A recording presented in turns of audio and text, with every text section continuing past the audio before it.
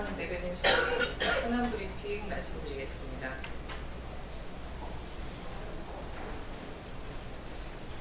연동형 비례대표제에 대해서 말이 바뀌는 집권여당 지도부의 발언이 열흘째 혼란을 야기하고 있습니다. 이건 진실게임이 아닙니다. 연동형 비례대표제와 관련해 1998년 고 김대중 대통령부터 현재 이르기까지 민주당의 대통령의 공약과 발언 그리고 지도부들의 발언은 이미 차고도 넘칩니다.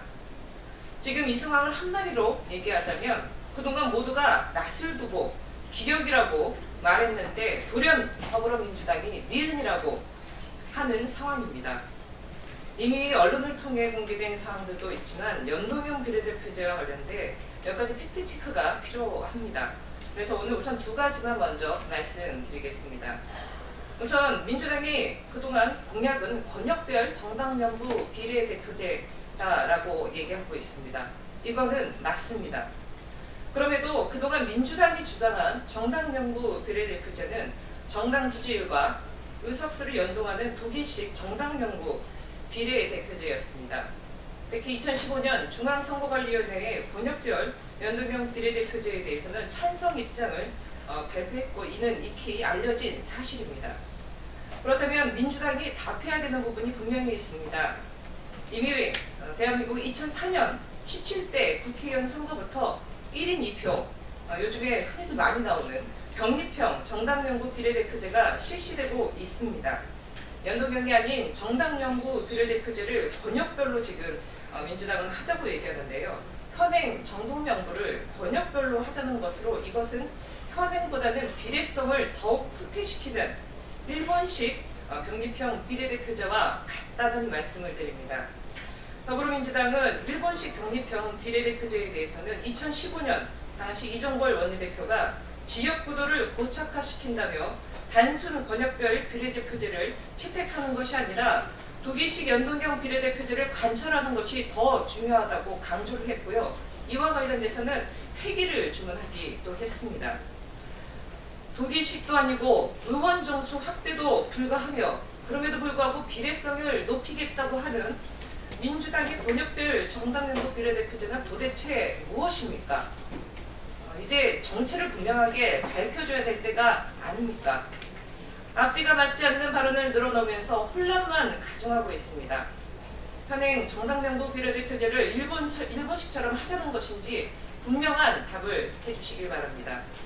두 번째 부분 말씀드리겠습니다. 이건 계속 나오는 얘기인데요. 민주당이 여전히 당론이 아니라고 연동형 비례대표제를 주장하고 있습니다. 어제 라디오 인터뷰에서 윤호중 사무총장께서도 연동형 비례대표제는 당론이 아니다라고 강하게 주장을 했습니다. 이 부분은 이미 많은 체크가 됐지만 최근 다음과 같은 발언을 제가 말씀드리겠습니다. 문재인 대통령께서 저희 당 대표를 하실 때인데요. 그때부터 일관되게 비례성 강화가 필요하다. 즉 수단으로서의 연동형 비례대표제를 도입해야 된다고 매우 강하게 주장을 했습니다. 중략하겠습니다. 저희들은 이건 당론화되어 있습니다. 오래전의 얘기가 아닙니다. 바로 지난 9월 김태년 정책위 의장이 라디오 인터뷰에서 당론이다라고 분명하게 말씀을 하셨습니다. 지금 민주당의 다른 직책을 갖고 계신 분도 아니라 바로 주요한 정책과 당론을 총괄 책임지고 있는 정책위 의장의 발언이라는 점에서 그 무게는 결코 가볍지 않습니다. 노무현 대통령과 현 문재인 대통령의 공약 이익은 제쳐두고 앞뒤가 맞지 않는 말장난으로 유불리를 따지는 계산기를 두드리는 소리가 너무나도 큽니다. 날이 갈수록 더 커지고 있습니다. 특히 민주당의 이러한 행태가 선거제도 개혁을 교란시키고 있다고 판단됩니다. 특히 이러한 상황 속에서 누구보다도 퀴즈를 부르고 있는 당사자가 있습니다. 바로 자유한국당입니다. 자유한국당은 민주당의 지금 이러한 행태로 인해 정말 손안대고 코푸는 격이 됐습니다. 더불어민주당이 최근에 20년 집권을 얘기하고 있습니다. 20년 집권의 꿈은 더불어민주당의 자유는 분명합니다. 그러나 왜곡된 국민 주권을 바로 세우는 일을 걷어차버리고 민심 왜곡이들을 자유한국당과 함께 손맞잡고 걷겠다면 20년 집권은 일장충몽이 될 것임을 명심해야 할 것입니다. 다음 현안 말씀드리겠습니다.